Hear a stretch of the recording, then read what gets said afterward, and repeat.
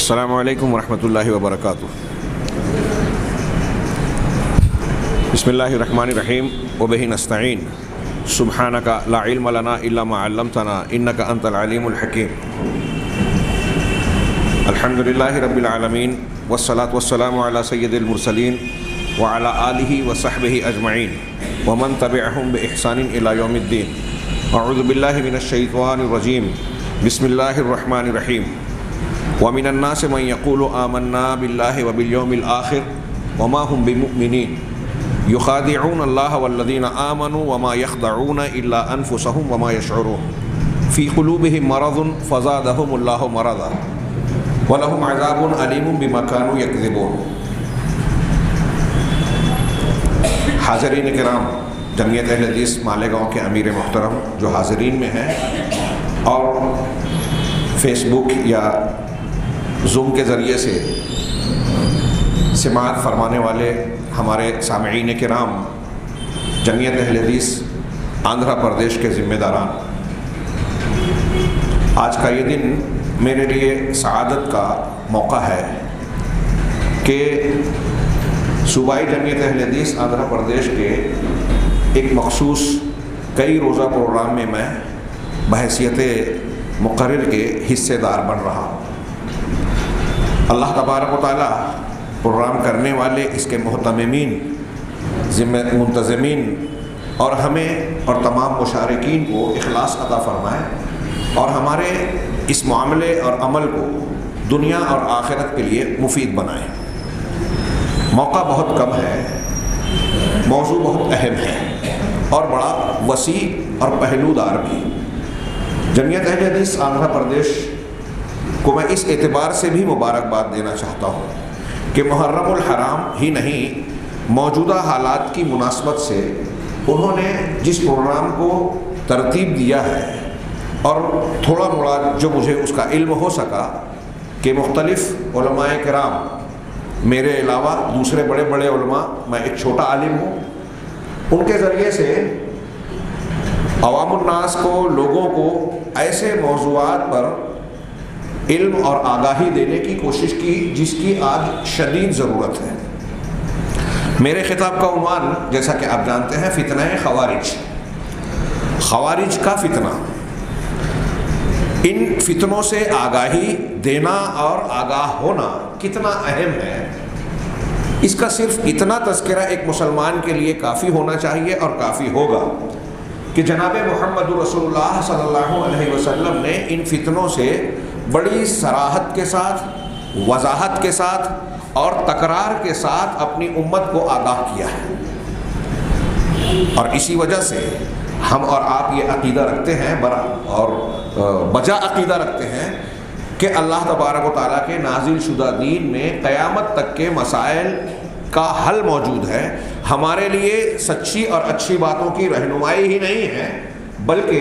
ان راستوں سے متنبہ اور آگاہ کیا گیا ہے، ہوشیار کیا گیا ہے،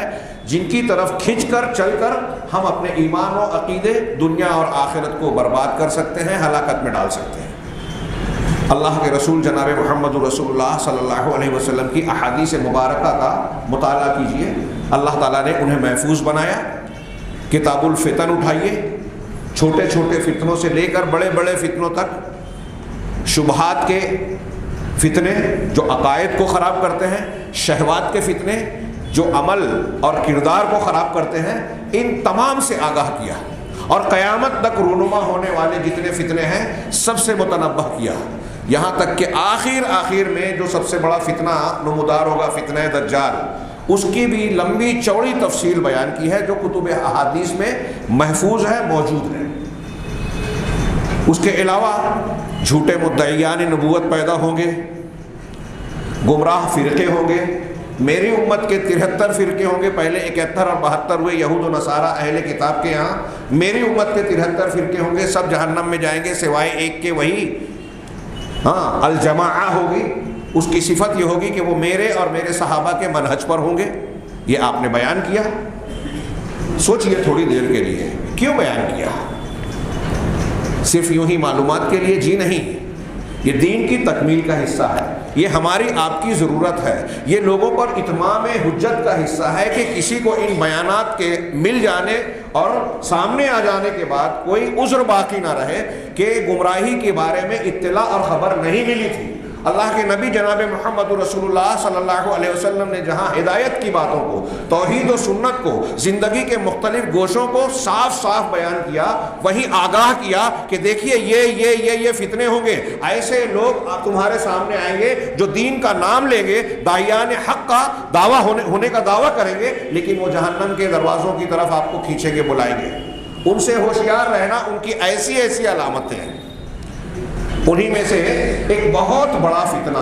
خارجیت کا فتنہ ہے، خوارج کا فتنہ ہے۔ ہم اور آپ جب خارجیت اور خوارج کا نام سنتے ہیں تو عام طور سے ذہن میں یہ تصور ابھرتا ہے کہ یہ خارجی بس وہی ہیں جو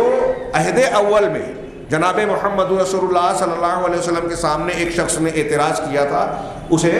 بتایا تھا کہ خارجیت اس کی نسل سے جنم لینے والی ہے، اور پھر حضرت عثمان، حضرت علی رضی اللہ تعالیٰ عنہ کے زمانے میں جو خارجی وجود میں آئے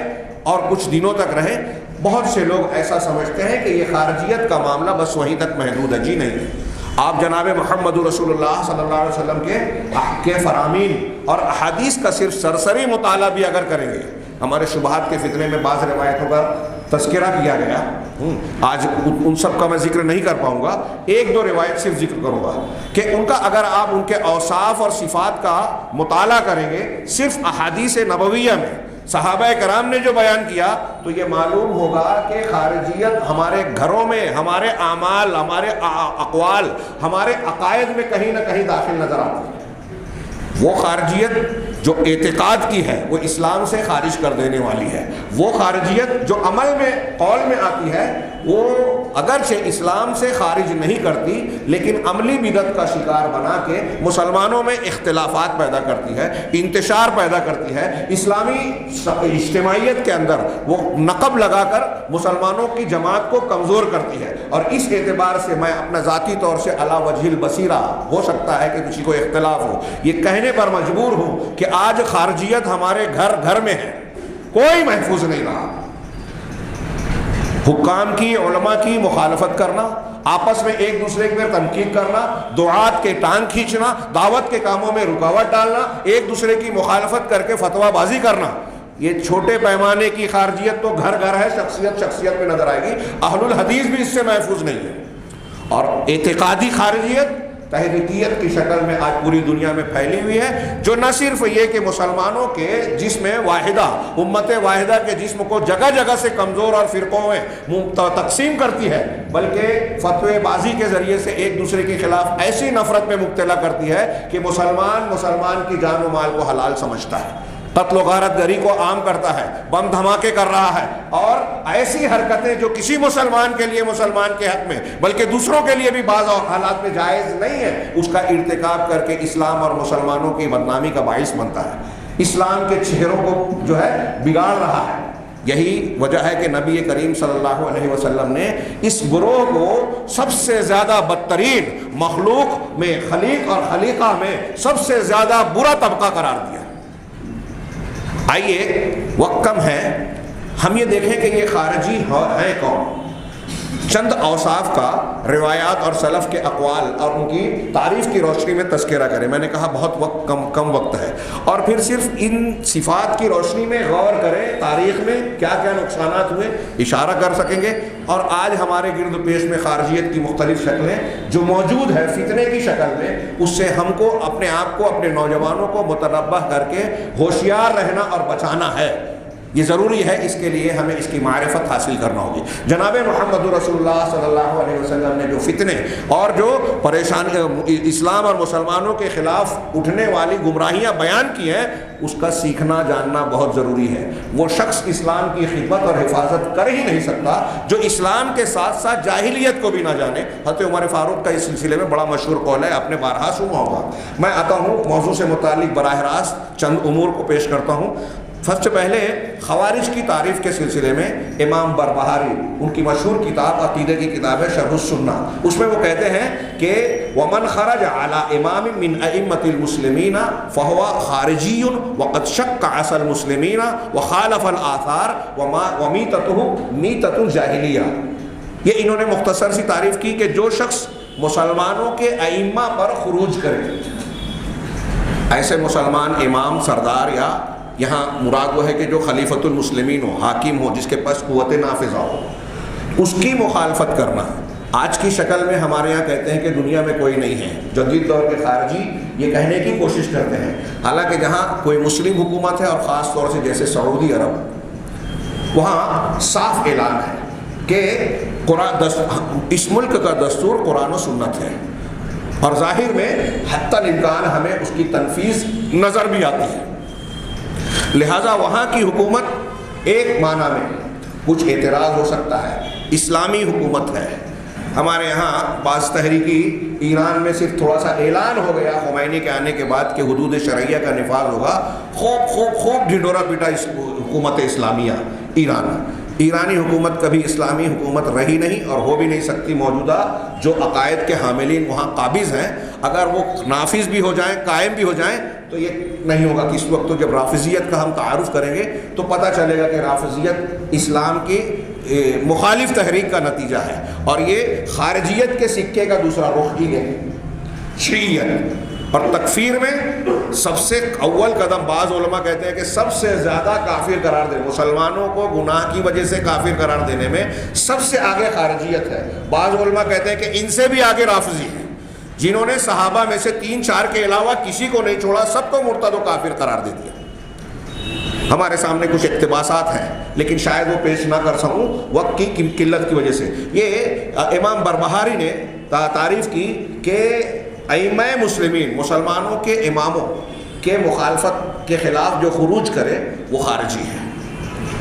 اب یہ اعلیٰ پیمانے پہ جو ہوگا، باقاعدہ جو بغاوت کرتا ہے وہ خروج ایک معنی رکھتا ہے۔ چھوٹے پیمانے پہ اگر مسلمانوں کی کوئی جماعت ہے، گروہ ہے، علماء، ائمہ،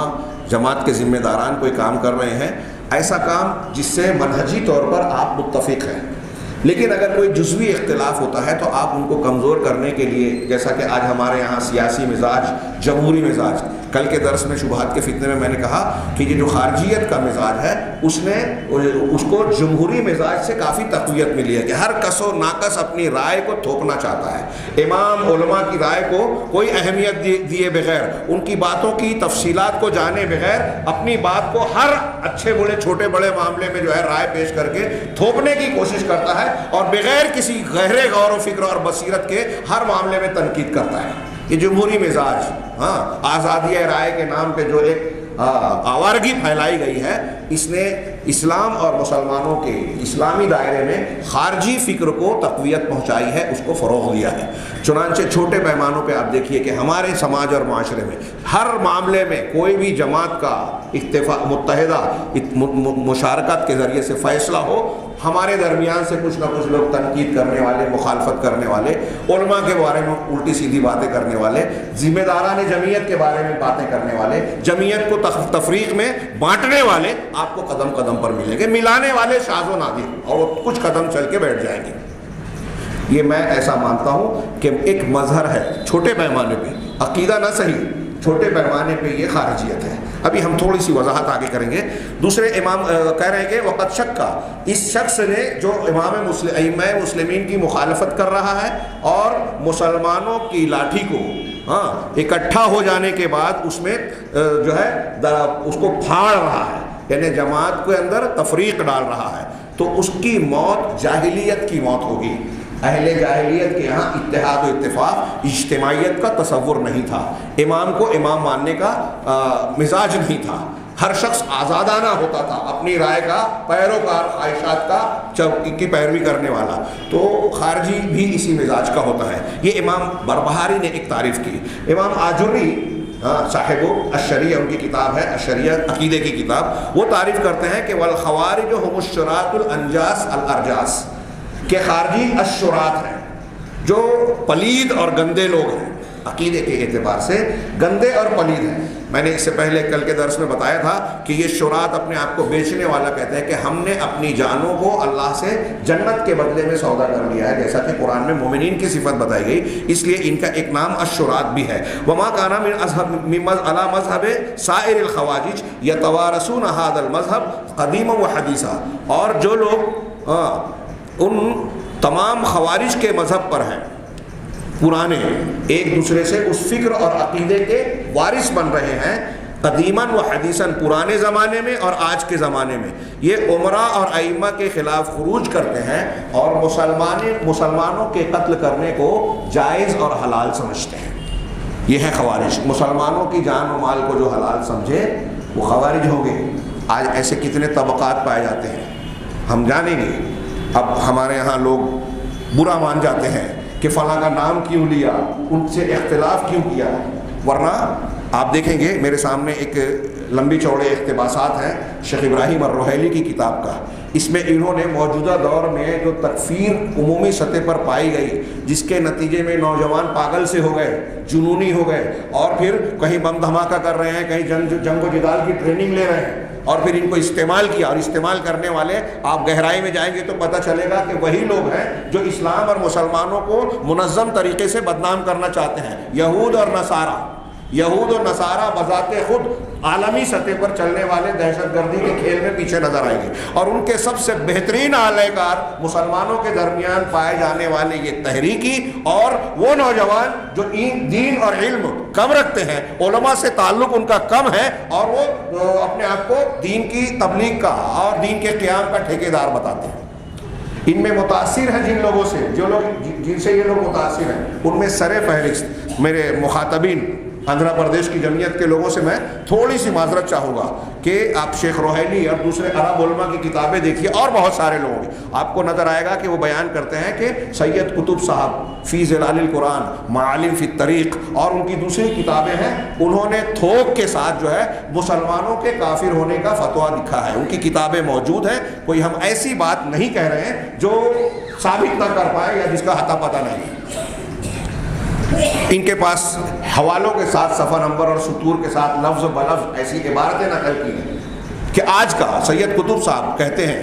کہ آج کا اگر انہوں نے توبہ کی، اللہ ان کی توبہ قبول کر لے انتقال سے پہلے، ان کی مغفرت فرمائیں، ان کی غلطیوں کو معاف فرمائیں. وہ کہتے ہیں کہ آج کی تاریخ میں مسلمانوں میں کوئی مسلمان طبقہ، فرقہ اور ایک بھی مسلم حکومت دولت اسلامیہ ہے ہی نہیں. کوئی سماج مسلمان سماج ہے ہی نہیں. جتنا بھی سماج ہے وہ چاہے لا الہ الا اللہ محمد رسول اللہ کہتے ہو، سب کے سب کافر ہیں. جاہلی معاشرہ ہے. ان سے یہاں تک انہوں نے کہا کہ بھئی ان کا گوشت کھانا چاہیے کہ نہیں، شادی کرنی چاہیے کہ نہیں. پھر ان سے شیخ اشماوی نے نقل کیا مذکرات میں کہ ان سے جا کے سوال کیا گیا تو کہا کہ اہل کتاب کی عورتوں سے جس طرح نکاح جائز ہے ویسے نکاح کر لو، اور اہل کتاب کا ذبیحہ جس طرح کھا سکتے ہیں ویسے ان کا ذبیحہ بھی کھا سکتے ہیں. کھا لو اہل کتاب کے مقام پر رکھ کے. یہ مسلمان نہیں ہے ہم اور آپ. یہاں تک شیخ سید قطب نے کہا کہ مآذن میں، اذان خانوں میں جو اذان دی جاتی ہے، جو لوگ کہہ رہے ہیں اشہد ان لا الہ الا اللہ اشہد ان محمد رسول اللہ، وہ اس شہادتین کے اقرار کے باوجود مسلمان نہیں رہ گئے، اسلام سے خارج ہو گئے. اور پھر یہ جو اس نے جو فتنہ پروری، فتنہ پیدا کیا، اس کے بارے میں شیخ بھنساوی اور دوسرے بہت سارے علماء نے بیان کیا کہ سید قطب نے اپنی اس فکر کو جس سے لیا، اس میں سر فہرست مولانا ابو الاعلیٰ مودودی صاحب ہیں. ہمارے ہاں جیسے کہا جاتا تھا کہ جو غیر اللہ کو شارع مانے، ممبر پارلیمنٹ، ممبر اسمبلی کو ووٹ دیتا ہے، تو چونکہ ان کو قانون ساز مان رہا ہے اس لیے مشرک اور کافر ہو گیا، دین سے باہر ہو گیا. اس فکر کو سید قطب نے لیا اور اس کو کہیں زیادہ شدت سے پیش کیا. ہمارے یہاں بھی یہ فکر پائی جاتی ہے، اور پھر اس کے ماننے والے مسلمانوں کو کافر کہتے ہیں. یہ چھوٹی موٹی بات نہیں ہے، کتنا بڑا فتنہ ہے. پوری تاریخ میں آپ دیکھیں گے تو اس خارجیت اور رافضیت کی تکفیری فتنے نے مسلمانوں کو جتنا کمزور کیا، فرقوں میں بانٹا، دوسرے لوگوں کے سامنے بدنام کیا، اور ان کے ہاتھ کا آلہ کار بنا کر مسلمانوں کو خود مسلمانوں کے خلاف استعمال کروایا، اس سے زیادہ بڑا نقصان کسی اور کا نہیں ہوا. انہوں نے اپنی گود میں بہت سارے فتنوں کو پالا، جس میں سر فہرست تصوف کا فتنہ ہے. یہی شیعیت اور خارجیت. افسوس کہ ہم ان سب چیزوں کی تفصیل کو پیش نہیں کر سکتے. آگے ہم بڑھتے ہیں. وَيَخْرُجُونَ کہہ رہے ہیں کہ امام شہرستانی کہتے ہیں کہ کل من خرج علی الامام الحق، امام حق کے خلاف جو بھی خروج کرتا ہے ہر وہ شخص اتفقت الجماعت علیہ یسمى خارجیا، جماعت کا اس بات پر اتفاق ہے کہ ایسے شخص کو خارجی کہا جائے گا. سواء کان الخروج فی ایام الصحابہ علی الائمۃ الراشدین، چاہے اس کا خروج صحابہ کرام کے زمانے میں ہو، خلفائے راشدین کے زمانے، او کانا بعدہم علی التابعین باحسان الی یوم الدین، یا پھر تابعین کے زمانے میں جو قیامت تک احسان کے ساتھ متابعت کرنے والے لوگ ہیں. ایک تو تابعین اصطلاحی طور پر ہوتے ہیں، ایک تابعین وہ ہیں جو قرآن و حدیث اور صحابہ کے منہج پر چلنے والے احسان کے ساتھ، جن کو کہا جاتا ہے قیامت تک پیدا ہوتے رہیں گے، یعنی اہل حق. شیخ الاسلام علامہ ابن تیمیہ کہتے ہیں کہ خوارج والخوارج ہم اول من کفر المسلمین یکفرون بالذنوب ویکفرون من خالفهم فی بدعتهم ویستحلون دمہ ومالہ، کہ خوارج سب سے پہلے گروہ اور لوگ ہیں جنہوں نے مسلمانوں کو کافر قرار دیا، وہ گناہوں کی وجہ سے کافر قرار دیتے ہیں، اور کافر قرار دیتے ہیں ہر اس شخص کو جو ان کی بدعت سے ان کی مخالفت کرے، اور اس شخص کے جان اور مال کو حلال قرار دیتے ہیں. یہ خوارج کا کی ایک بارز اور کھلی ہوئی علامت شیخ الاسلام علامہ ابن تیمیہ بیان کر رہے ہیں کہ یہ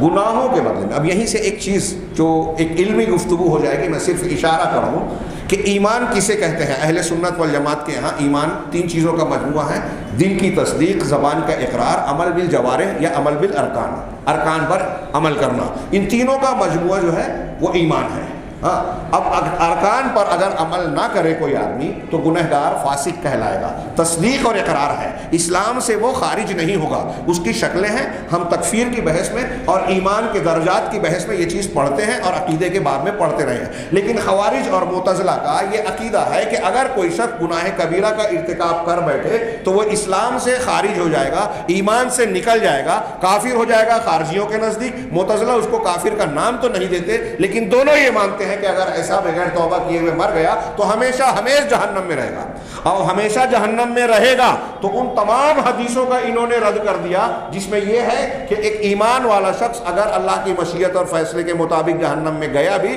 تو بعد میں اللہ کے فضل سے یا اللہ کی اجازت سے سفارش کرنے والوں کی سفارش جو ہوگی اس کی برکت سے وہ جہنم سے نکالے جائیں گے اور پھر جنت میں ڈالے جائیں گے. ایسی حدیثیں حد تواتر کو پہنچی ہوئی ہے. امت کا جس پر اتفاق و اجماع ہے ان تمام حدیثوں کا ان خوارج نے رد کر دیا، کیونکہ ان کے اس اصول کے خلاف ہے. ان کے اس اصول کے خلاف ہے کہ جو شخص کبیرہ گناہ کا ارتکاب کرے گا وہ اسلام سے خارج ہو جائے گا. علامہ ابن تیمیہ ہی کی ایک دوسری عبارت ہے کہ وہ کہتے ہیں کہ وَهُمْ أَوَّلُ مَنْ كَفَّرَ أَهْلَ الْقِبْلَةِ بِالذُّنُوبِ، یہ سب سے پہلے لوگ ہیں جنہوں نے گناہوں کے پاداش میں، گناہوں کے ارتکاب پر اہل قبلہ کو کافر قرار دیا. بل بما يرونه من الذنوب، بلکہ جس چیز کو وہ گناہ سمجھتے ہیں، بعض ایسی چیزیں بھی ہیں جو گناہ نہیں ہیں لیکن ان کی نظر میں گناہ ہیں. وَاسْتَحَلُّوا دِمَاءَ أَهْلِ الْقِبْلَةِ بِذَلِكَ، اور اسی کی بنیاد پر انہوں نے اہل قبلہ کے خون کو جائز کر لیا، حلال بنا لیا. علامہ ابن عبد البر فرماتے ہیں، یہ ایک کتاب ہے اردو زبان میں. اکثر خوارج پہ آج کل بہت ساری کتابیں اہل عرب علماء کی آ گئی. یہ اردو زبان میں عربی کتاب کا ڈاکٹر محمد غیث کی کتاب ہے جس کو صوبائی جمعیت اہل حدیث ممبئی نے ترجمہ کر کے چھپوایا ہے. خوارج کے اور ان کے اوصاف. گھر گھر اسے مطالعہ کرنا چاہیے، خاص طور سے نوجوانوں کو. اسی میں کا ایک اقتباس علامہ ابن عبد البر کا ایک قول مجھے جامع لگا، اس لیے میں نے سوچا کہ اسے پیش کیا جائے. وہ کہتے ہیں کہ خوارج وہ لوگ ہیں جنہوں نے کتاب اللہ کی تعویل کر کے مسلمانوں کے خون کو حلال کیا. یہاں ایک جملہ دیکھیے کہ قرآن اللہ کی کتاب کی تعویل کرتے ہیں. ابھی ہم حدیث جانیں گے، بہت بیسیوں حدیث میں رسول اللہ صلی اللہ علیہ وسلم نے ان کا تذکرہ کرتے ہوئے یہ ضرور کہا کہ قرآن پڑھیں گے لیکن حلق کے نیچے، حلق کے آگے نہیں بڑھے گا. قرآن پڑھیں گے، قرآن کی تعویل کریں گے. تعویل کیسی کریں گے؟ غلط تعویل. اس لیے اہل علم کو، عوام کو اور نوجوانوں کو اس بات سے آگاہ رہنا چاہیے کہ ہر شخص اگر قرآن پڑھ دے ہوئے، حدیث کو پیش کر دے ہوئے تو اس کا استدلال صحیح ہو ایسا ضروری نہیں ہے. آگے ہم اس کو کچھ جانیں گے۔ انہوں نے کہا کہ انہوں نے مسلمانوں کے خون کو حلال کیا، انہیں گناہوں کے سبب کافر قرار دیا، گناہوں کے سبب کافر قرار دیا، اور ان کے خلاف تلوار اٹھائی، ان کی جماعت کی مخالفت کر کے، مسلمانوں کی اجتماعی فیصلے کی مخالفت کر کے حائضہ عورت پر نماز کو واجب قرار دیا۔ یہ خروج کی کچھ شکلیں بتا رہے ہیں کہ اسلام سے علامہ ابن کثیر، علامہ ابن حجر الاسقلانی نے خوارج کے نام رکھنے کی، خوارج کو خوارج کیوں کہا جاتا ہے، ان کے اور بھی نام ہیں، نجدات ان کا ایک طبقہ ہے، ازارقہ ہے، اسی طریقے سے ان کا نام شرات ہے، اہل النہروان ہے، حروری ہے، اور بھی کئی نام ہیں، اور ان کے تقریباً 20 یا 25 فرقے ہیں۔ ان تفصیلات کو پیش کرنے کا موقع نہیں ہے، تو کہنے کا مطلب کہ یہ جو خارجی ہیں ان کے بارے میں کہا کہ ان کو خارجی کیوں کہا گیا۔ علامہ ابن کثیر، علامہ ابن حجر اپنی اپنی عبارت میں یہ بیان کرتے ہیں کہ چونکہ یہ لوگ مسلمانوں کی جماعت سے الگ ہوتے ہیں، خروج کرتے ہیں، یہ ایک، اور دوسرا اسلام اور سنت کے دائرے سے خروج کرتے ہیں۔ دو باتیں دھیان رکھیے، دین اسلام اور اس کے احکامات سے خروج، تو اس کے خروج کی کچھ مثالیں دے رہے ہیں علامہ ابن عبد البر رحمہ اللہ، اور جماعت سے خروج، کہا کہ یہ جماعت کی مخالفت کر کے حائضہ عورت پر نماز کو واجب قرار دیا۔ ان کے نزدیک شادی شدہ زانی پر رجم نہیں ہے۔ آج ہمارے یہاں منکرین حدیث اور بعض عقل پرست جو کسی جماعت اور تحریکیت سے جڑے ہوئے ہیں، ان کے یہاں بھی اگر عقل میں نہیں آتی تو کئی حدیثوں کا رد کرتے ہیں، اور یہ بھی ایک روایت ہے جو ثابت شدہ حدیثیں ہیں کہ اگر کوئی شادی شدہ زانی مرد یا عورت زنا کرے گا تو اس کے لیے رجم کی سزا ہے، اور کنوارے کے لیے 100 گھوڑا اور 1 سال کی جلاوطنی۔ لیکن یہ لوگ بھی، خوارج بھی اس کا انکار کرتے ہیں، اور ہمارے زمانے میں ہمارے بیچ میں بھی کچھ ایسے عقل پرست پائے جاتے ہیں، یعنی ان کو یہ کہنا چاہیے کہ وہ خارجیت کے اثرات ہیں ان پر، انکار حدیث کے اثرات ہیں، کہ انہوں نے بھی یہ کہا کہ اگر شادی شدہ زانی ہے تو قرآن سے ثابت نہیں ہے، اس لیے ہم نہیں مانیں گے، قرآن میں تھا اب نہیں ہے، منسوخ التلاوہ ہے۔ خیر، کہا بلکہ اسے حد کے طور پر 100 کوڑے مارے جائیں گے، یہ خارجی کہتے ہیں۔ ان کے خیال میں صرف بہنے والا پانی یا بہت زیادہ اکٹھا پانی ہی انہیں پاک کرے گا، اور دوسرا پانی سے پاکی حاصل نہیں ہوگی۔ اس کے علاوہ اور بھی بہت سی چیزیں ہیں جن میں انہوں نے مسلمانوں کی جماعت کی مخالفت کی۔ اس طرح دین میں انہوں نے نئی چیزیں پیدا کر کے دین سے اس طرح نکل گئے جیسے تیر شکار کو چھید کر اس سے پار کر جاتا ہے۔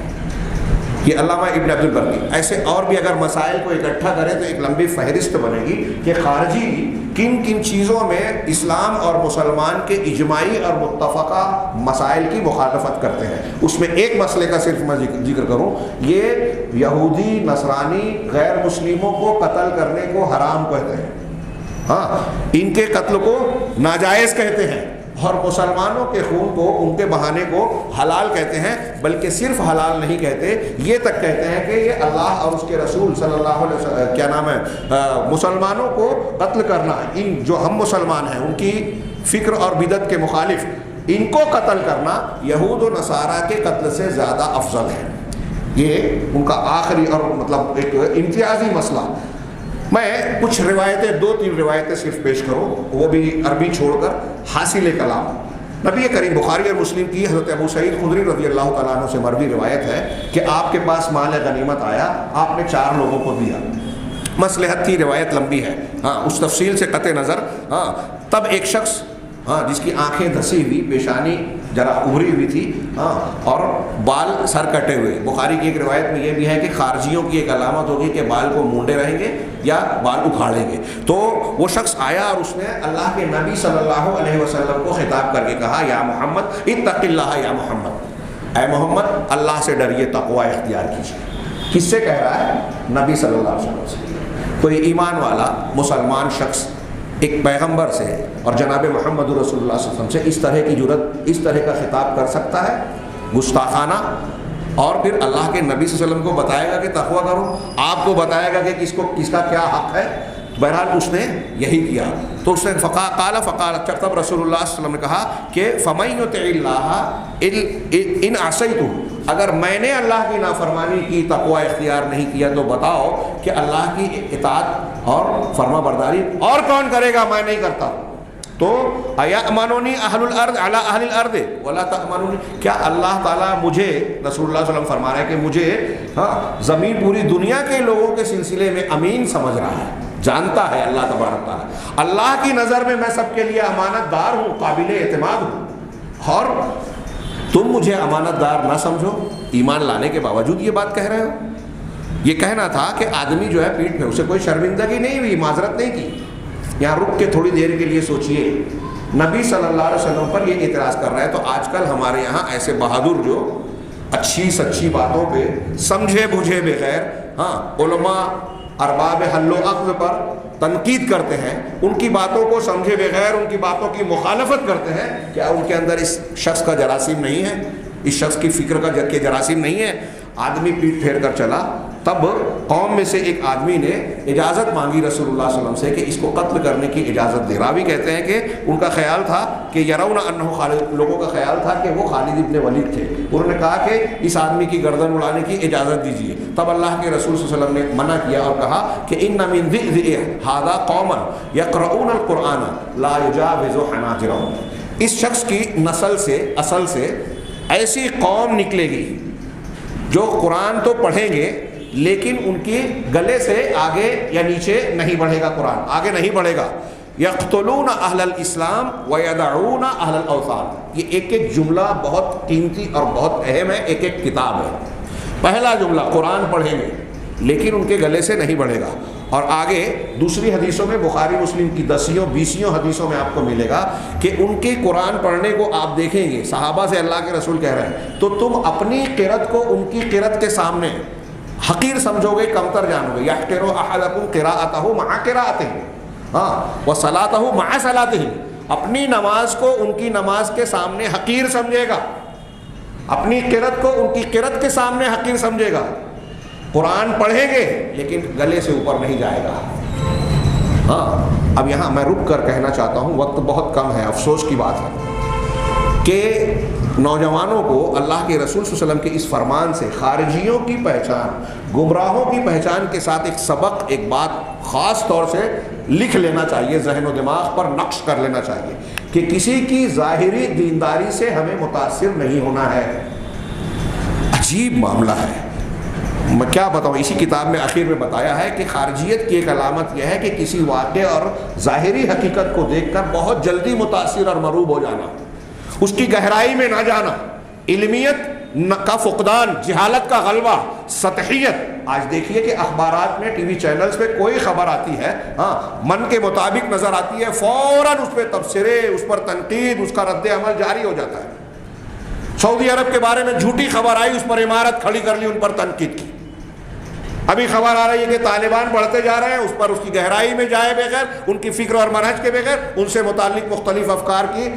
عمارتیں کھڑی کرنا شروع کر دی. یہ خارجیت ہے, جہالت ہے. اہل علم کا یہ شیوہ اور طریقہ نہیں ہے, اہل ایمان کا یہ. اور نبی پاک صلی اللہ علیہ وسلم نے اس سے متنبہ کیا ہے کہ ایسی ظاہری شکل و صورت اور دعووں کو دیکھ کر آپ متاثر نہ ہو جائیں. اگر ایسا ہوتا, اس طریقے سے آج کے یہ سوشل میڈیا پہ جو لوگ چلتے ہیں, لکھتے ہیں, بعض خبروں کو دیکھ کر, ٹی وی چینل پر دیکھ کر خارجیوں کی یہ کیفیت دیکھ لیں تو ان کے بارے میں کیا کہیں گے؟ بہت دیندار ہے. تھوڑی دیر کے لیے سوچئے, شبہات کے فتنے میں میں یہ باتیں عرض کر چکا ہوں. تھوڑی دیر کے لیے غور کیجئے کہ ایک آدمی ہمیں نظر آ رہا ہے کہ خوب قرآن پڑھ رہا ہے, خوب نماز پڑھ رہا ہے نا. اللہ کے رسول صحابہ سے کہہ رہے ہیں ان کی قرأت کے سامنے تم اپنی قرأت کو, نماز کے سامنے اپنی نماز کو, ان کے روزوں کے سامنے اپنی روزے کو حقیر اور کمتر سمجھو گے. اس کا مطلب وہ بڑے دیندار, نماز کے پابند, روزے کے پابند, قرآن کی تلاوت پابندی سے کرنے والے. یہ بری بات تو نہیں ہے, لیکن صرف یہ عمل کسی کے صحیح اور قابل اتباع ہونے کے لیے کافی نہیں ہے. نوجوان حضرات, آج ہمارے یہاں ایک شخص, الٹا سیدھا آدمی, رافضیوں کا ایجنٹ, میں کھل کر کہتا ہوں, جیسے وہ مرزا پاکستان کا, ہمارے ہندوستان میں وہ سلمان ندوی صاحب, صحابہ کرام پہ تنقید کرتے ہیں. اہل سنت والجماعت کے متفقہ عقیدے کے خلاف خارجیت اور رافضیت کا مظاہرہ کرتے ہیں. میں نام لے لوں تو کچھ لوگوں کو اعتراض ہوتا ہے کہ مولانا نام نہیں لینا تھا. ہو سکتا ہے ہمارے سامعین میں کچھ لوگ کہیں, اور وہ نام لے کر حضرت امیر معاویہ, حضرت عمرو بن عاص, صحابہ کرام کو تنقید کا نشانہ بنایا, جن کی روایت پر, جن کے اوپر ہمارے دین کی بنیاد کھڑی ہے. یہ صحابہ ہمارے قرآن کے, حدیث کے, پورے دین کے راوی ہیں. امام ابو زرع رازی کہتے ہیں کہ تم دیکھو کہ جو شخص صحابہ کو ہدف تنقید بنا رہا ہے، طعن و تشنیع کا مقام نشانہ بنا رہا ہے، تو جان جاؤ کہ وہ ملحد ہے، زندیق ہے، تمہارا اور تمہارے دین کا دشمن ہے، کیونکہ پورا دین ہم کو صحابہ کرام سے ہی پہنچا ہے۔ اور اللہ تبارک و تعالیٰ جو علیم و خبیر ہے، ہر چیز کا سے واقف ہے، اس نے اپنی کتاب میں ان کی رضامندی کا مظاہرہ فرمایا ہے۔ اللہ جانتا تھا کہ ان سے بھی بشری خطائیں ہوگی، غلطیاں سرزد ہوگی، ان غلطیوں کے باوجود اللہ نے کہا کہ اللہ ان سے راضی ہوا۔ تو جن سے اللہ راضی ہے ان سے ہم راضی نہ ہوں، یہ رافضی راضی نہیں ہے۔ ابوبکر صدیق، عمر فاروق، عثمان غنی، ان سب کو کافر اور ان کے ماننے والوں کو کافر۔ اور یہ خارجی جتنے بھی حضرت علی اور حضرت امیر معاویہ نے تحکیم کا مسئلہ جب اختیار کیا تو یہ کہتے ہیں کہ جن لوگوں نے حکم بنایا،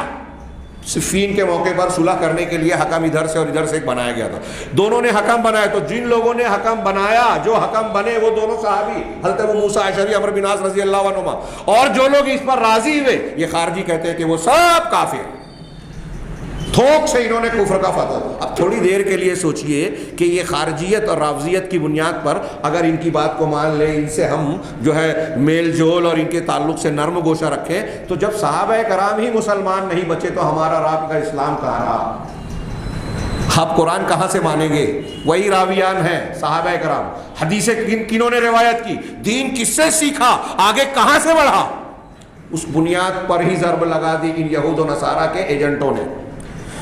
اسلام میں سب سے پہلے یہ خارجی پیدا ہوئے اور پھر ان کی کوکھ سے جنم لیا رافضیوں نے، اور رافضی دراصل عبداللہ بن سبا یہودی کی پروان چڑھنے والے تھے۔ ابھی ہم ان علامتوں پر غور کریں، انہی تناظر میں دیکھیں گے کس طرح یہ پروان چڑھے پیدا ہوئے۔ صرف 5 منٹ بچا ہے، اس میں کیا کیا سمیٹوں میری سمجھ میں نہیں آتا۔ یہ صرف حدیث کے الفاظ پر غور کیجیے اور پوری تاریخ میں غور کیجیے کہ لا یجاوز حناجرہم، ہاں قرآن ان کے گلے سے آگے نہیں بڑھے گا۔ ہاں وَيَقْتُلُونَ أَهْلَ الْإِسْلَامِ، یہ خارجیوں کی ایک علامت بتائی گئی کہ اہل اسلام کو قتل کریں گے، وَيَدَعُونَ أَهْلَ الْأَوْثَانِ، اور اہل اوثان بت پرستوں کو چھوڑ دیں گے۔ ہمارے بیچ میں آج آپ غور کریں، ایسے 20 لوگ ہمارے اندر ملیں گے۔ قتل اور قتال والا سسٹم آج نہیں ہے، قتل بڑھ رہا ہے الگ بات ہے، لیکن آپ کو نظر آئے گا کہ منکرین حدیث، قادیانی، رافضی اور دوسرے اسلام کو نقصان پہنچانے والوں کی جو تحریکیں آج ہمارے طرف چل رہی ہیں اور گھیرے ہوئے ہیں، شبہات اور شہوات کے فتنوں کی مسلمانوں پر یلغار ہے۔ گھروں میں داخل ہو کر ہماری خواتین، ہماری بچیوں تک کو نشانہ بنا رہے ہیں، رو رہے ہیں نا ہم کہ وہ دین سے دور ہیں، غیر مسلموں سے شادی کر رہی ہیں، اس دین بدل رہی ہیں۔ یہ سب کیا یوں ہی ہو رہا ہے؟ ہاں آنکھیں بند کر کے ہم مسائل سے آنکھیں بند کر لیں تو مسائل ختم ہو جائیں گے؟ یہ ساری سازشیں ہیں، منصوبے ہیں کفر کے، اور اس میں خارجیت کے جراثیم اپنا کام کر رہے ہیں کہ کوئی کسی کی سننے کو تیار ہی نہیں ہے۔ تو یہ جو اثرات ہمیں ارد گرد میں نظر آ رہے ہیں، ہاں یہ آپ دیکھیں گے کہ ان چیزوں سے بہت سے لوگ بے فکر ہیں، ان کو اس کی فکر نہیں ہے۔ انا پر جہاں ٹھیس پہنچی ہے کہ فلاں عالم میرے خلاف ہے تو اس کا درس روکا جائے، اس کی تقریر روکی جائے، اس کی غیبت کی جائے، اس کی چغلی کی جائے، اس کی شخصیت کو، اس کے خاندان کو بدنام کیا جائے۔ آپس کے جھگڑے کے لیے ہمارے پاس وقت ہے، غیبت کرنے کے لیے بہت وقت ہے، اور لوگوں کو روکنے کے لیے ہمارے پاس صلاحیتیں ہیں، طاقت ہے،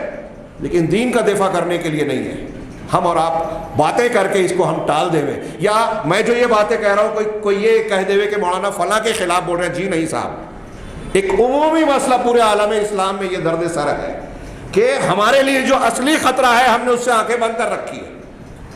اور آپس میں ہم لڑنے کے لیے بہت وقت رکھتے ہیں۔ یہ اس بات کی دلیل ہے کہ دین کے تعلق سے ہمارے اندر جذبہ عذبہ ہے نہیں، اخلاص ہے نہیں، جو ہے دکھاوا ہے۔ اگر اخلاص ہوتا تو چھوٹے موٹے آپس کے جھگڑوں کو ہم نظر انداز کرتے، جیسے صحابہ کرام نے تھا کہ ٹھیک ہے یہ ہوتا رہتا ہے، مسلمان بھائی ہے، ان کی غلطیوں کو ہم نظر انداز کر سکتے ہیں،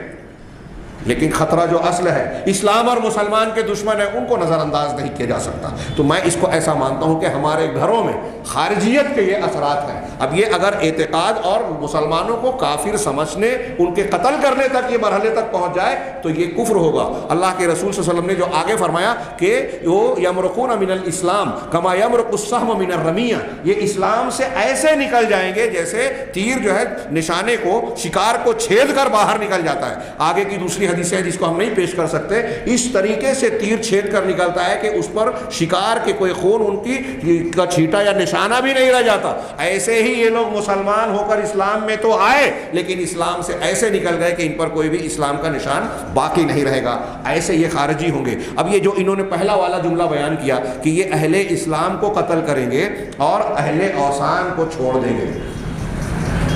ایک جملہ اللہ کے نبی صلی اللہ علیہ وسلم نے فرمایا، اور خارجیت اور رافضیت میں دونوں کو جوڑ کر کہہ رہا ہوں، اور محرم الحرام کی اس مناسبت سے بہت اہم موضوع تھا یہ، لیکن وقت بہت کم، ہو سکتا ہے کہ اس کے کچھ پہلو دوسرے علماء کرام کو دیے گئے ہوں۔ آپ غور کیجئے کہ پوری تاریخ میں، اب میں اگر بیان کرنا چاہوں، حضرت عثمان غنی رضی اللہ کے نبی صلی اللہ علیہ وسلم پر اعتراض کیا اس شخص نے، خارجیت کے ایک فکر کی گویا کا بیج پڑ چکا تھا۔ عبداللہ بن سبا وغیرہ آئے، حضرت عثمان غنی رضی اللہ تعالیٰ عنہ کے زمانے میں حضرت عمر سے زیادہ اسلام کا جو ہے زمین کا نقشہ جو پھیلا، دنیا کے اندر فتوحات حاصل ہوئی، 12 سال آپ خلیفہ رہے، ذوالنورین آپ تھے، آپ کے فضائل اور جنتی ہونا، عشرہ مبشرہ میں سے ہونا ہم سب جانتے ہیں۔ ہاں، لیکن یہ سبائی ٹولہ جس نے ایک طرف بعد میں خارجیت کی بنیاد ڈالی اور یہ رافضیت کی، لیکن پہلے انہوں نے خارجی طریقہ اختیار کیا۔ دونوں میں نے کہا ایک ہی سکے کے دو رخ ہیں۔ انہوں نے لوگوں میں یہ پھیلایا کہ ارے یہ عثمان غنی انہوں نے بہت پیسہ اکٹھا کر رکھا، ان کے پاس بڑا مال ہے، غلط طریقے سے اکٹھا رکھا۔ اب ہمارے یہاں ہے نا کہ کسی کی سن کر تحقیق نہیں کرتے، گہرائی میں نہیں جاتے، ہاں بھائی بہت پیسے والے ہیں، تو اب ان کے ساتھ ہوتے گئے۔ ہمارے یہاں بھی لوگ آ کے کوئی کان میں کسی عالم کے خلاف، کسی دین کا کام کرنے والے کے خلاف کوئی بات بولتا ہے، ہم اس کے پیچھے بھاگنے لگتے ہیں، اس بات کو پھیلانے لگتے ہیں، یہ ہے خارجیت۔ حضرت عثمان غنی کے خلاف پورے عالم اسلام میں انہوں نے پھیلایا۔ تفصیل کا موقع ہو یا آپ کتاب پڑھ سکیں تو آپ یہ جانیں گے کہ حضرت عثمان غنی رضی اللہ تعالیٰ عنہ نے اس فتنے کو روکنے کی بڑی کوششیں کی، میٹنگیں بیٹھائی، افراد کو متعین کیا، ہاں صحابہ کرام میں کئی لوگوں کو متعین کیا کہ جا کے ان کو سمجھایا بجھایا جائے، اس شہر سے اس شہر بھیجا گیا کچھ لوگوں کو، لیکن یہ اپنے کارکردگی سے باز نہیں آئے۔ پھر انہوں نے منصوبہ بنایا کہ ہم سب جو ہے ایسے ایسے لوگ ہیں، ان کے مخالفت کرنا ہے تو اب کھل کے کریں گے تو دقت ہوگی، حاجیوں کی شکل میں ہم حج کرنے جائیں، ہاں مکہ اور پھر مکہ سے مدینہ، اور وہاں اپنے معاملات کو جو ہے یہ انجام دینے، حاجیوں کی شکل میں گئے۔ اور اس موقع پر بہت سارے صحابہ مدینہ سے حج کے لیے مکہ آئے ہوئے تھے اور انہوں نے مدینہ میں اپنی جو ہے کارگزاری کی، کچھ لوگوں کو جھوٹے خطوط دیے اور لوگوں کو گمراہ کرنے کے لیے۔ دیکھیے آج کل جو کر رہے ہیں نا، ہمارے یہاں لوگ بہت چالاک سمجھتے ہیں اپنے آپ کو، جھوٹے خطوط، جھوٹی تحریر، اس کے نام کی تحریر کہ انہوں نے ایسا کیا تھا، اخبار میں دیا، سوشل میڈیا پہ دیا، تو انہوں نے بھی کیا کیا کہ ایک خط حضرت عثمان غنی کے نام اور مہر کے ساتھ میں کچھ لوگوں کو دیا کہ جا کے وہاں پہنچاؤ، اور کچھ دور جانے کے بعد ان سے کہا کہ پہلے خط کھول کے تو دیکھو۔ خط کھول کر جب دیکھا تو پتہ یہ چلا کہ اس میں یہ لکھا ہوا ہے کہ یہ جو خط لانے والے ہیں ان کو قتل کر دینا۔ حضرت عثمان نے ایسا لکھا ہوا، بتایا یہ گیا کہ حضرت عثمان غنی یہ لکھ رہے ہیں کہ ہم جو خط لے کے جائیں گے امیر معاویہ کے پاس یا ان کے جو وفادار والیان ہیں ان کے پاس، تو ان کو حضرت عثمان یہ کہہ رہے ہیں اس خط میں کہ جو خط لایا اس کو مار دو۔ اب خط لے جانے والے بھڑک گئے، حالانکہ یہ سب سوچی سمجھی سازش اور بنا بنایا منصوبہ تھا۔ اس طریقے سے بھڑکایا گیا، حضرت عثمان غنی کو گھیرا گیا اور مدینہ کی حرمت کو پامال کر کے مسلمانوں کو قتل کیا گیا۔ حضرت عثمان غنی نے اپنے ماننے والوں کو شدت سے منع کیا کہ کوئی تلوار نہیں اٹھائے گا، اللہ کے اس نبی کے اس مدینہ کی حرمت کو پامال نہیں کرے گا، لہذا صحابہ کرام اور آپ کے موافقین خاموش رہے۔ بالآخر حضرت عثمان غنی کو انتہائی مظلومانہ شہید کیا گیا، جس کا کوئی نوحہ و ماتم اور تذکرہ نہیں لوگ کرتے۔ کربلا کے شہید سے زیادہ مظلومانہ شہادت حضرت عثمان غنی رضی اللہ تعالیٰ عنہ کی تھی، یہ بھی شہید وہ بھی شہید، تذکرہ ان کا ہوتا ہے، کیونکہ اس کے بنیاد پر اہل بیت کے محبت کا ڈھونگ رچا کر اسلام اور مسلمانوں کے خلاف ایک لمبی چوڑی سازش رچی گئی اور آج تک جاری ہے اور لوگ بے وقوف بن رہے ہیں۔ بہرحال حضرت عثمان غنی کا معاملہ خارجیت سے جڑا۔ حضرت عثمان غنی کے بعد حضرت علی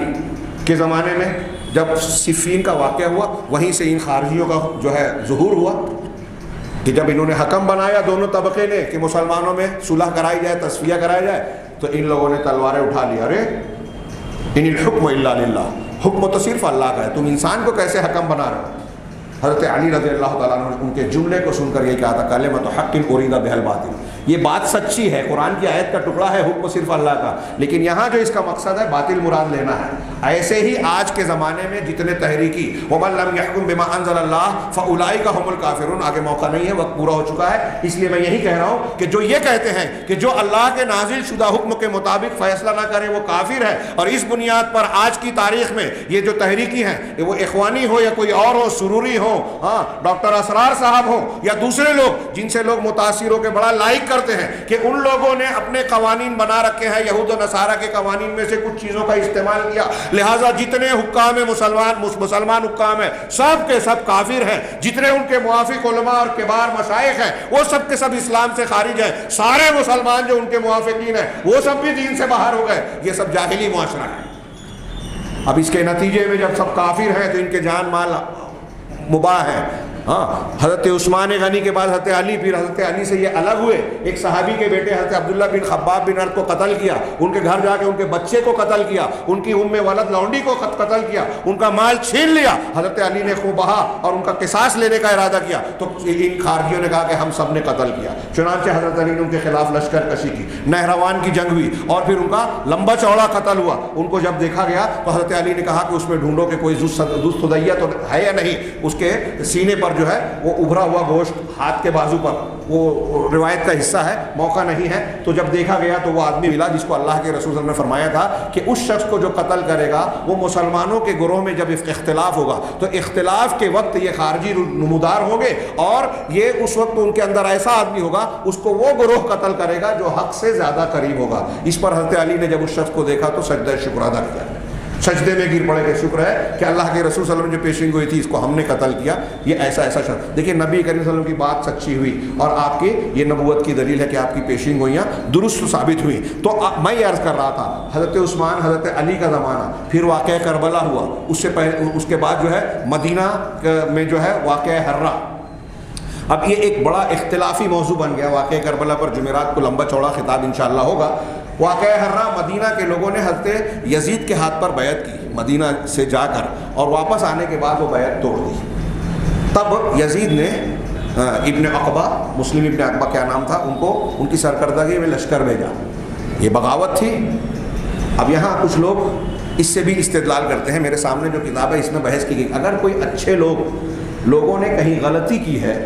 خارجیت والا عمل اختیار کیا ہے، تو اس کو دلیل بنا کر ہم پیش نہیں کر سکتے۔ اس کی 4 وجوہات بیان کی ہیں۔ پہلی بات تو یہ کہ اللہ کے رسول قرآن اور حدیث کی اتباع ہم پر فرض ہے، اگر اس کے خلاف کوئی بڑے سے بڑا آدمی بھی کوئی قول عمل اختیار کرے تو وہ ہمارے لیے دلیل نہیں ہے۔ دوسری بات یہ کہ ان لوگوں میں سے کئی لوگوں نے جو ایسی حرکتیں کی توبہ کر لی۔ تیسری بات یہ کہ جب بھی ایسی کوئی حرکت اچھے لوگوں نے غلطی سے کر لی تو ان میں سے آپ کو دیکھیں گے کہ دوسرے کچھ لوگوں نے روکا۔ اہل مدینہ نے جب مخالفت کی بیعت توڑی تو حضرت نعمان بن بشیر رضی اللہ تعالیٰ عنہ، حضرت عبداللہ بن عمر رضی اللہ تعالیٰ عنہما، ان لوگوں نے جا کر ان کو براہ راست سمجھایا، اللہ کے رسول کی حدیثیں یاد دلائی اور بتایا کہ ایک مرتبہ بیعت کر لینے کے بعد اس کی مخالفت کرنا یہ اہل ایمان کا شیوا اور طریقہ نہیں ہے، یہ غدر ہے، اور اللہ کے رسول صلی اللہ علیہ وسلم نے اس کی سخت وعیدیں بیان فرمائی ہے۔ تو مخالفتیں بھی کی گئی اور بھی اس قسم کی اور بھی کئی دلیلیں دی گئی۔ پھر اس کے بعد آپ تاریخ میں دیکھیں گے کہ ابن اشعث کا ایک فتنہ آیا، ابن محلب کا ایک فتنہ آیا، یزید ابن محلب،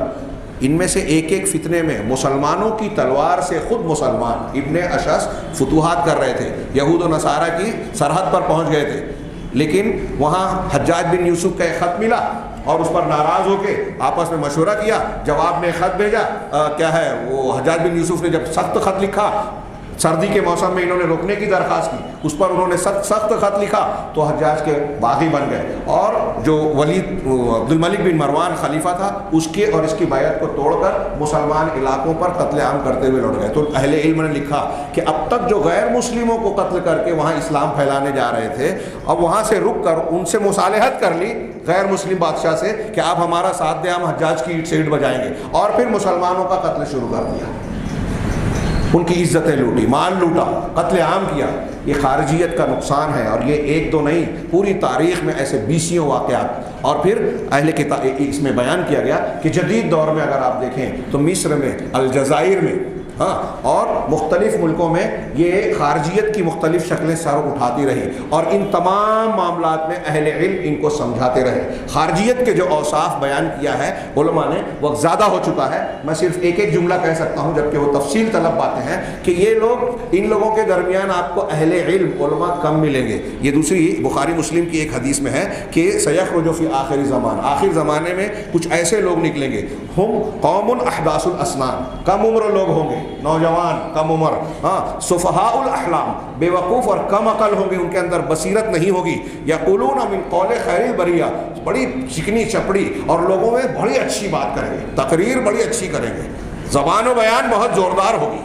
ہاں، آپ تقریر سن کے متاثر ہو جائیں۔ یہ میں یہی کہتا ہوں کہ دیکھیے ان چیزوں سے متاثر نہیں، ان کو لائک نہیں کرنا ہے موبائل پر، ویب سائٹس پر۔ اللہ کے رسول نے فرمایا کہ یہ قرآن پڑھیں گے لیکن ان کے حلق سے آگے نہیں بڑھے گا، دین سے اس طرح نکلیں گے جیسے تیر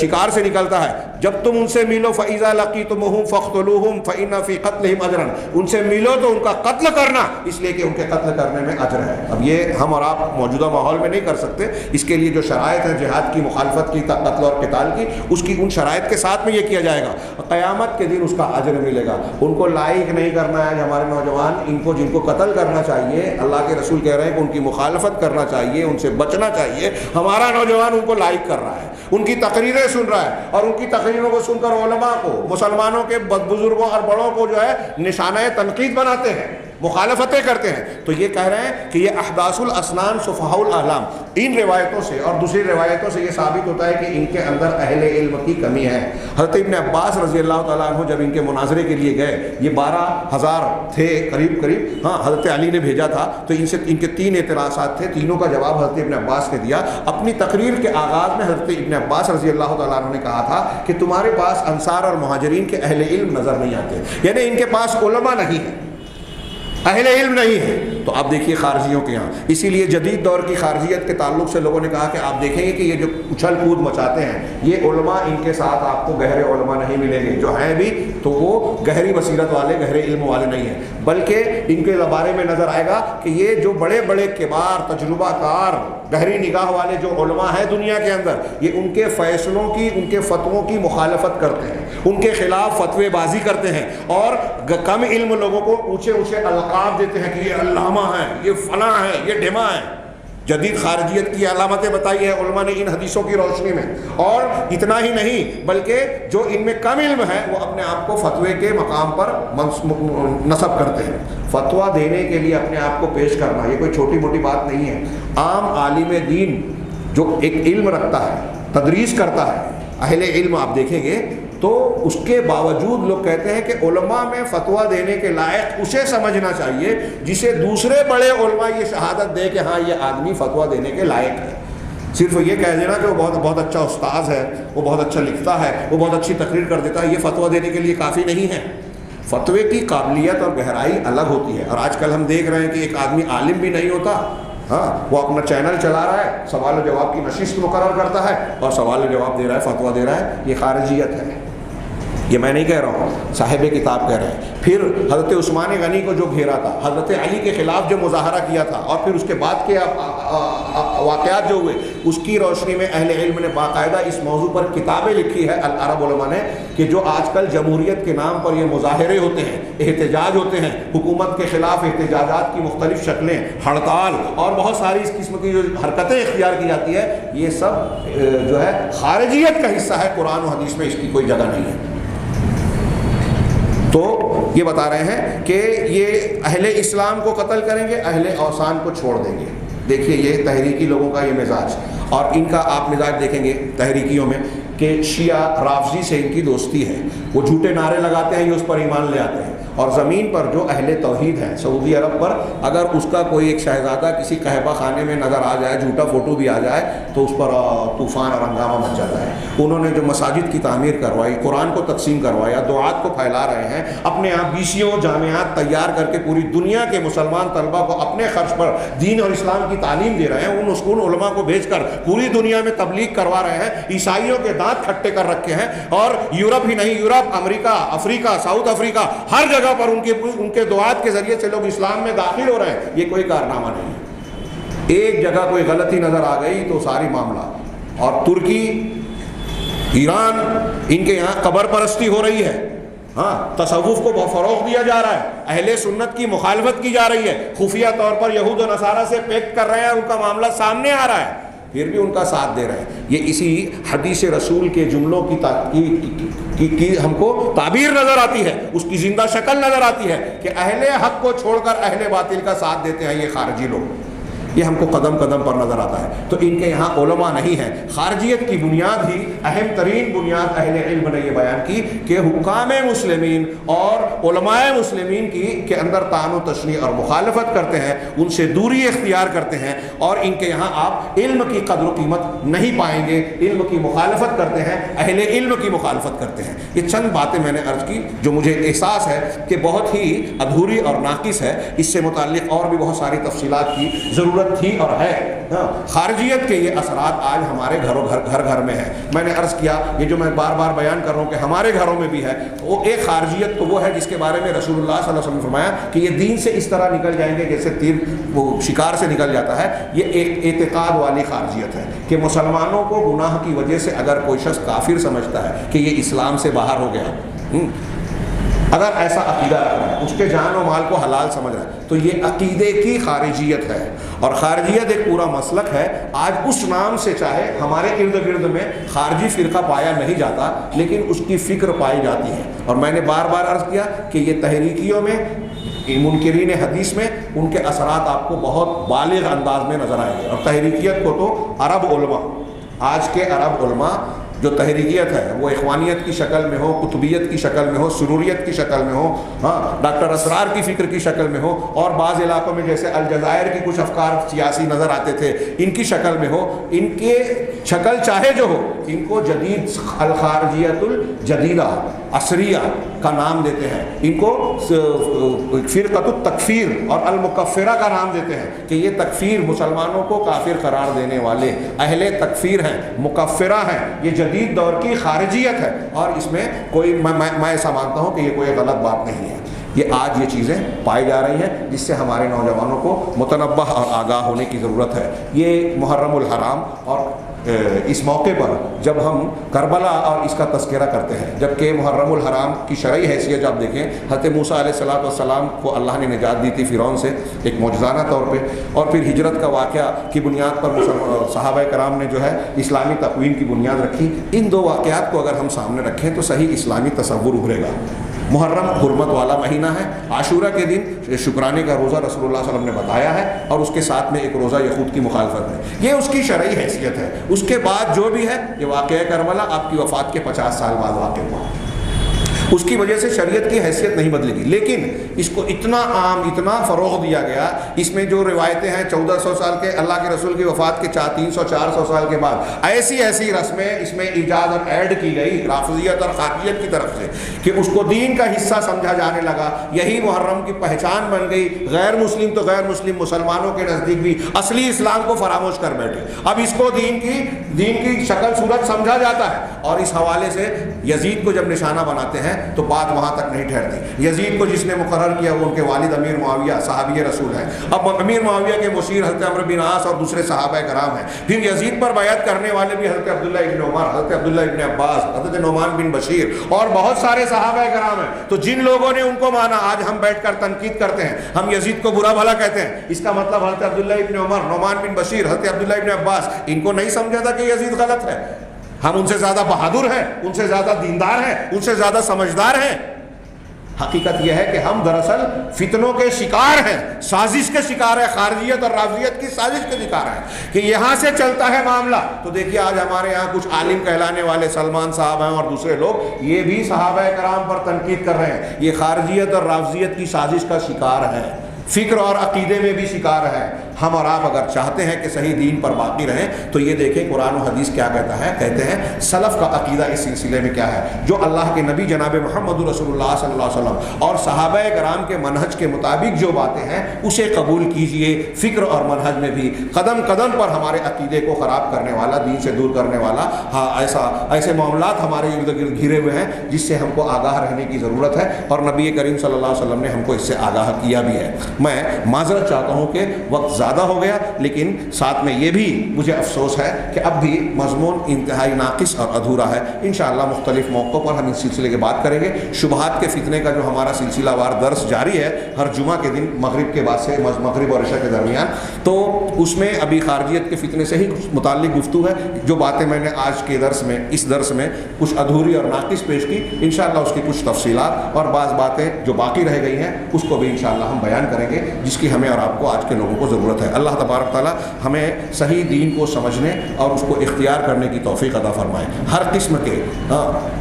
شبہات کے فتنے ہوں یا شہوات کے فتنے، ہر قسم کے فتنوں سے ہمیں محفوظ رکھے، اس دنیا کی امتحان گاہ میں ہمیں کامیاب ہونے کے گر سکھائے اور دنیا میں بھی سعادت سے نوازے، فتنوں سے محفوظ رکھے اور آخرت میں بھی ہر قسم کے عذاب اور پکڑ سے محفوظ رکھے۔ وآخر دعوانا ان الحمد للہ رب العالمین وصلی اللہ علی نبینا محمد۔ والسلام۔